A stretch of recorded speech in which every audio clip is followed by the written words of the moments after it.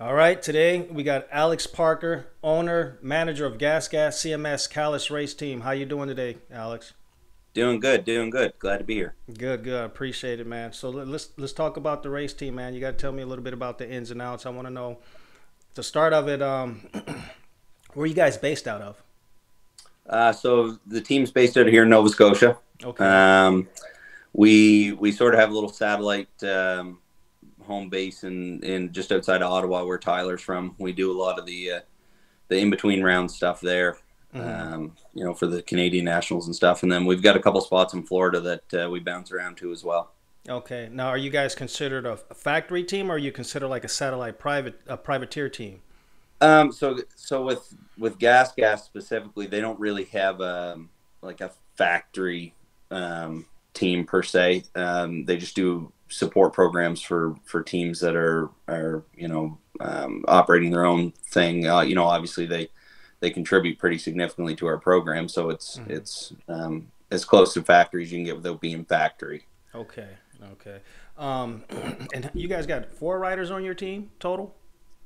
So we have Tyler Medaglia, Mm-hmm. Mitch Cook, Mm-hmm. Justin Burge, Mm-hmm. Talon Medaglia, Mm-hmm. and this year we added Ev Broder. Okay, so total of five now. Now Yeah. I know. Is it Tyler? I'm not sure who it is, but somebody's doing GNCC as well. I've seen a bunch of pictures. You guys do a little bit of both in Yeah, so support. Tyler's sort of, I would say a multi-talented motorcycle athlete. He's Mm-hmm. doing some GNCC rounds. He just finished doing an enduro round.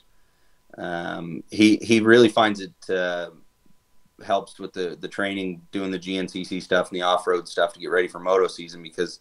After doing a 3 hour GNCC, it Yeah, seems like a piece of cake doing 25 minutes around a motocross track. yeah, that's true. But you Yeah. guys' main focus is strictly moto as far as the racing goes. Yeah, definitely. Our focus is motocross. We work the other stuff in. Honestly, we try and support all aspects of motorcycle racing, so we try Mm-hmm. and get in as much as we can, across the spectrum. But motocross is definitely the focus. Okay, and how long have you been a team manager owner for the team, and why is this something that you felt like you wanted to fulfill? Yeah.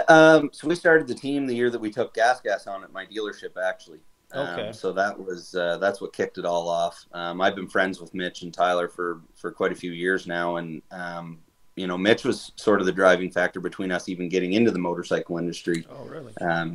He really sort of pushed us to go down that avenue. It was something that we hadn't done before. Hmm. So the word in the industry was that KTM was going to bring Gas on board with an off road and a motocross lineup, and Mitch thought that was going to be a really good fit for our program here Hmm. at the store. So we jumped on board with them. It was a sort of a weird time because that all came together right at the start of the COVID pandemic. So it was the ins and outs of doing that through Hmm. video calls and stuff, and we weren't used to doing business that way, and it took some a little extra time, but Hmm. yes, we got that dialed in, and then right away, we started talking with Mitch and Tyler. We're like, we need to push this further. We need to use the the connections that they have and the name that they have in the industry to form a team and Hmm. hit the ground running.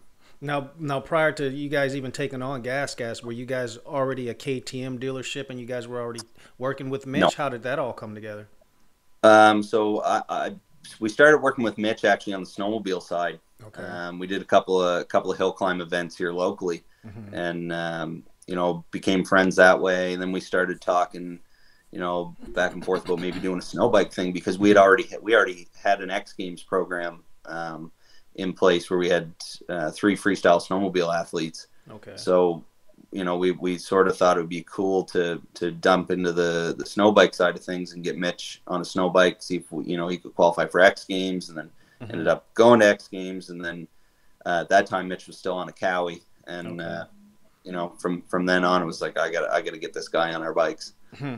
Now, once COVID broke out and you guys started to get connected with Gas, I mean, did things come together pretty slowly for you guys or pretty quickly? Because with the COVID thing, it kind of boosted motorcycle sales and stuff in general, but then at the same time during the sport, it kind of slowed things down a bit because everybody didn't know Yeah, what direction everybody was headed. You know what I mean?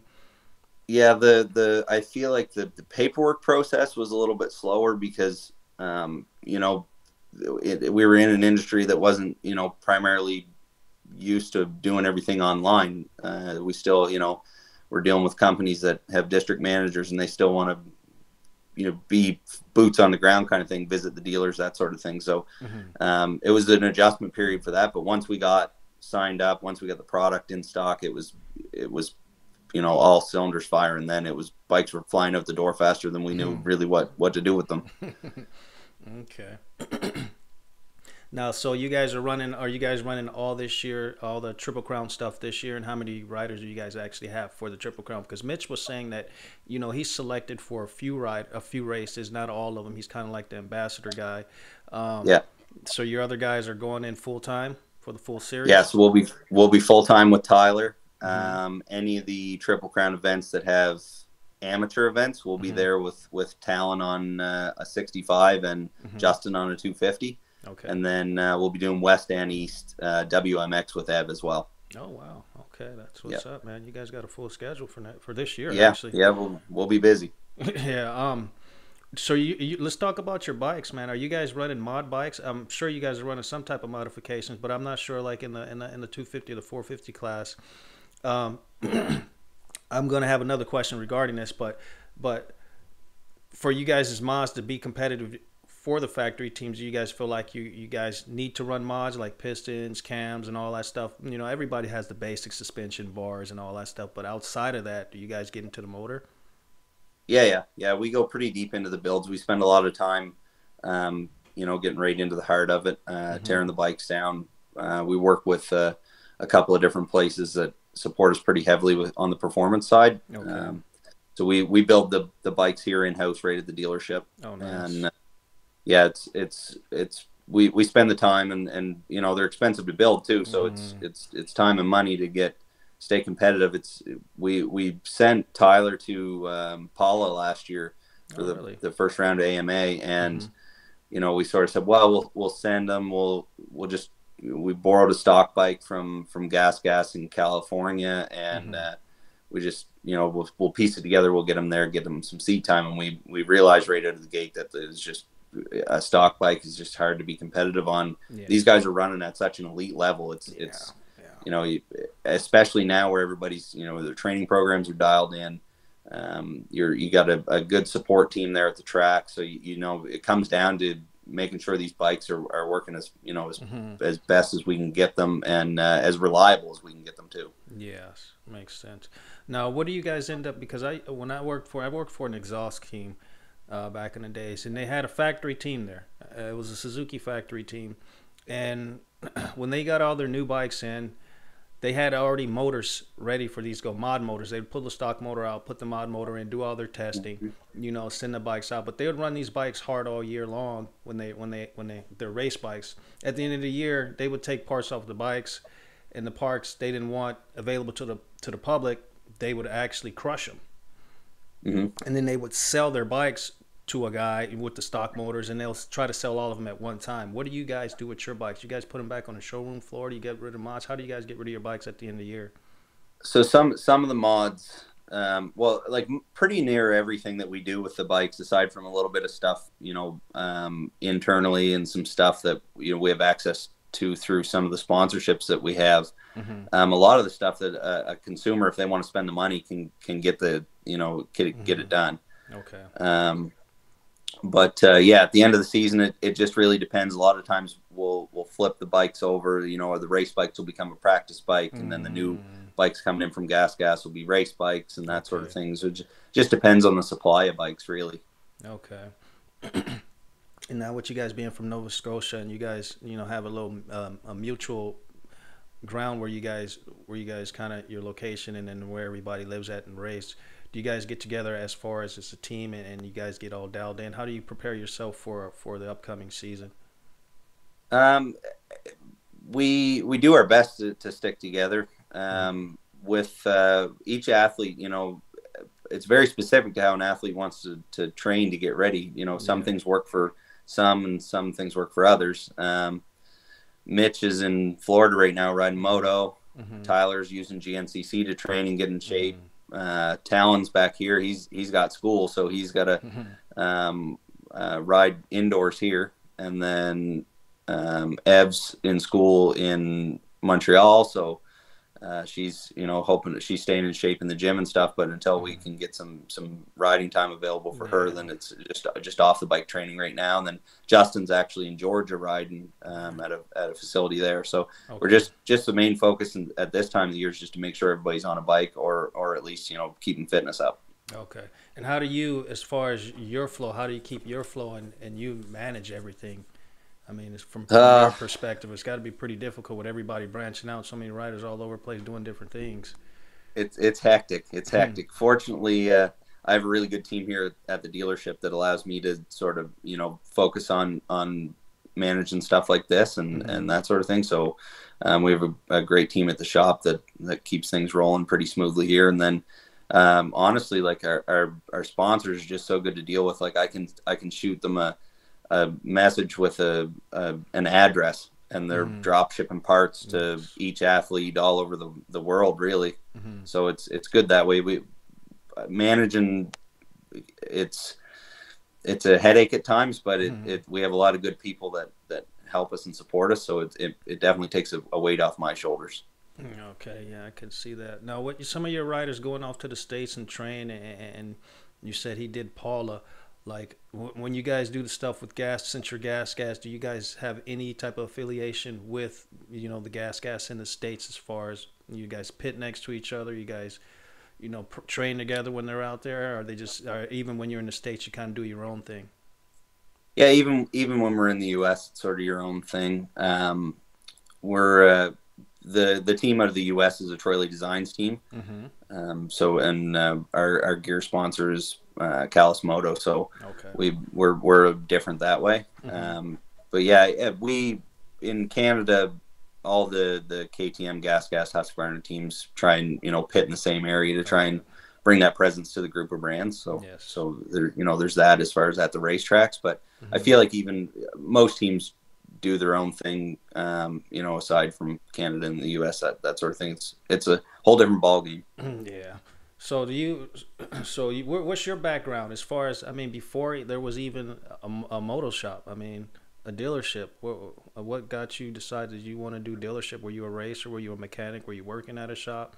I mean, what led up to this point? So growing up, I always rode bikes, rode sleds, the whole thing. Was always involved in the industry, pretty passionate about it. And then I started working at the dealership here, actually. Okay. And I wasn't here very long, and I knew that's probably where I wanted to stay. The previous owner was sort of at a point in his career where he was looking to exit. So I was able to work out a deal with him to purchase the store, and I've been here ever since. So it's been it's been a haul. But then when Gas came on board, it was just with Tyler and Mitch being friends of mine, it was a natural move to get back into racing. Yeah, right on. So you guys are all scheduled out for 22, got everything all lined up. Is there anything that you want to let me know? I mean, you want to talk about the shop, want to talk about individual racers, man? I'm still learning about you guys. There's so much that I can learn, so much that I can ask. I'm curious, you know what I mean? Curious, so tell me some ins and outs about the team. Some ins and outs. Wow. Well, like I said, it's just we've been really fortunate to put together a program that's backed by a lot of great sponsors, and they've really propelled our program really quickly into a positive direction, and our athletes too. Like, we were really fortunate to work out really good deals and contracts with our athletes, and they buy into our program. They buy into how things are working around here, and the staff of the dealership helps out. We got we have a good support team, so it's good that way. A lot of the stuff that goes on, like, that people don't maybe realize looking from the outside in, is the logistics of a lot of this stuff, like getting Tyler raced Donations and ISDE last year in Italy, so we had logistics of getting bikes back and forth across the ocean to get him there and back, and the same as, you know, getting bikes to Florida and Mm-hmm. Georgia and over to California, trying to find bikes there. And, Yeah. you know, then just logistically within Canada, trying to, you know, orchestrate parts orders and that sort of thing, Mm-hmm. making sure that athletes in different spots have the tools they need, the people around them. We had to fly a mechanic down to GNCC to help Tyler. Mm-hmm. And, you know, unfortunately we had a mechanical there. So that ended the round there in the first lap, which, you know, Tyler's feeling really good and Mm-hmm. really fast, and battling for second place in a stacked field of 444 riders is no joke. Mm-hmm. But, you know, brake pedal broke off, and that ends your day right there. The trees come fast when you're whipping through the woods on a 450. Yeah, that's true. I had a buddy, side story. A buddy of mine back in the States named Justin Jones. He actually raced ISDE for, I believe, 1 or 2 years, and with the team he did, they actually won that event. I'm curious if Tyler and him know each other. Yeah, likely. Tyler knows everybody in the motocross community. Okay. It's unreal. We go to an event and like there's somebody walk up and Tyler spiels off, you know, a totally different language I didn't even know he spoke. and they're chatting and going on. I'm like, who is that? And he's like, oh, that was so and so. Like, we raced 65s together in California at this event. And I'm like, man, you know everybody. Yeah. But I know he's a go to the sport for sure. So it's, you know, it's cool to be a part of that. Now, as a team owner, operator, and manager, how hard is it, like literally on your pocketbook? It's yearly. I'm sure it's got to be tough, man. Yeah. You know. Yeah, it's expensive. It's you know, it goes back to building good sponsorship partners. Really, like we're fortunate that we get so much support from Gas and you know, multiple other sponsors. Callus Moto comes through huge for us. They're, you know, that we're getting huge amounts of gear from them, and Mitch and Tyler just refuse to you know, take what it's worth. They, you know, they want to see the team grow, and they support us huge. It's nice to have that sort of thing. But yeah, it gets expensive. It's not so much that you can plan out the whole season, budget the whole season, but it's the little things in between, the breakdowns, you know, the missed flights, we need to get a bike here, we got to ship it there, that sort of thing that adds up. So you just, you know, it's one of those things you just got to grind it out until you get to a position where you know it's either profitable or you don't want to do it anymore. Yeah. All right. Have you been in a tough situation since you've been a race team so far, where you've actually thought about pulling out as a team? Not in the moto. We had some pretty trying times with Snowbike. When Mitch and I were on the road with Snowbike, it was just the two of us doing that deal, and man, I'll tell you, we had some real bad luck, and it's just one of those things where we would look at each other at 11 o'clock at night in a trailer, pulling a motor out and shipping it across the world, and you're like, damn, man, is this something we still want to do? Like, is this, maybe we got to let up a little on this and look at, you know, something else. Yes. Well, so for Moto, you guys are here to stay for now. That's a good thing, man. I like to see you guys over there. Yeah. We're not going anywhere. We're just getting started. We're having fun, and you know, we're getting a program really dialed in. Where last year was we had a lot of learning curves, but we really feel like we've got a good baseline setting to get the season started. We've got, you know, 5 riders that are really comfortable on the bike now. The sponsorship list keeps growing, so we got, you know, some great brands that just keep us faster and reliable. Good. Is there any sponsors out there you want to plug and say thanks to that are helping you out? Who are those guys? Yeah, we got some. We have a list a mile long. I mean, we can sit here for 45 minutes and list off people, but the main ones are obviously Gas Canada, JSR, and those guys. We appreciate everything that they're doing for us and you know, working with us, and Callus Moto. My dealership, the staff here has been great, and you know, they've really gone above and beyond.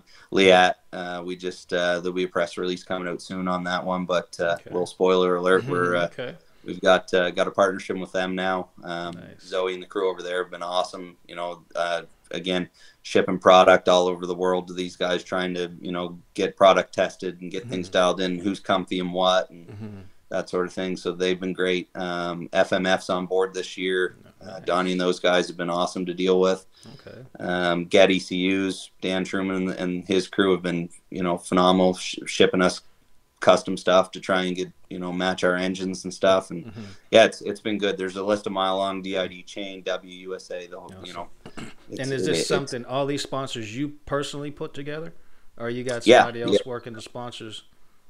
No, it's the sponsorship thing is my jam. That falls on me. I gotta door knock these guys and send emails and portfolios and that sort of thing. And because I feel like a lot of people, owning the dealership and doing that sort of jam, we get sponsorship requests all the time. And the one thing that I think people maybe mix up is the difference between a sponsorship and a donation. If you want some free stuff, then that's a donation. You need these sponsors are expecting return on this investment. They need exposure. They need to know that you're promoting them and you're bringing to the table what you say you're going to bring to the table. They're not just handing free stuff out all the time and hoping that you're going to tell somebody to buy their product. It's it's a reciprocal thing, and at the end of the day, we need to give them more than they're giving us. That's true.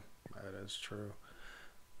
Now, your riders, are they all? You said they're contracted out, and I know a lot of guys since COVID only do like 1-year deals. Is that how you guys riders work out? You guys go year by year? Yeah, it depends on the level. But we try and do a longer term thing, especially a couple of our riders switch brands. So it's tough to switch from another brand and then, only be on the bike for a year and then things go sideways and you're out the door again. So we try and keep it so that, everybody's going to be on the bike for a while. But I would say right now we'll have this core crew here for a couple more years for sure. That's good, man. That's good to hear. I like to see you guys grow and develop into a team that you want to be. And I wish you guys nothing but success as a new growing team, man. I like to see guys out there. I like to see guys bring sponsors, new sponsors over to the table, and create something from the ground up. I know it's a lot of hard work, mentally, physically involved. You probably spend a lot of hours at night, just scratching your head on a few things, you know what I mean? But at the same time, your bases are loaded now, so all you got to do is hit a home run, Yeah. Well, that's what we're trying to do. We're just waiting for the pitch. Right on, man. Well, Alex, man, I keep my interviews fairly short, man. I want to say thank you for coming on the show, but I also want to ask you, is there anything that you want to put out there? Anybody you want to send a shout out to before we wrap this thing up? No, I think that's it. Just the sponsors that I mentioned, and obviously our team, Mitch, Tyler, Ev, Justin, Talon, those guys, they put it all on the line out there for me and for the team. So it's always fun to watch them, and I appreciate everything they do, because it's not just they have the hard job. I get the easy job. I just have to collect money and get product in the right spot. These guys train day in and day out and put their bodies to the test on that track. It's no joke out there. So shout out to all those guys for putting in the work. That's what's up, man. That's what's up. Well, Alex, man, I definitely appreciate your time. Thank you for coming on the Blacklisted MX. I always tell everybody, we build friendships here, not just interviews, and I'd like to catch up with you when you guys get started, going on absolutely, the season. Man. Yeah, and see how you guys and where you're at, and see how the team is actually developing this year. Yep, 100%. No, reach out anytime. Glad to be on here. I will, and I appreciate you reaching out at the same time, Alex, man. It was definitely nice meeting you, and I'll shake your hand once we're out there at the track. But until then, man, have a good day. Okay, sounds good. Thanks, man. All right, buddy. No problem.